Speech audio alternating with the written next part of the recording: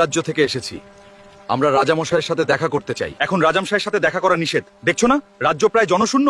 তোমাদের প্রাণের মায়া থাকলে চলে যাও। আমরা চলে যেতে আসিনি, রাজামশাইকে বলো তার বোন আমাদের পাঠিয়েছে। রাজামশাইয়ের বোন?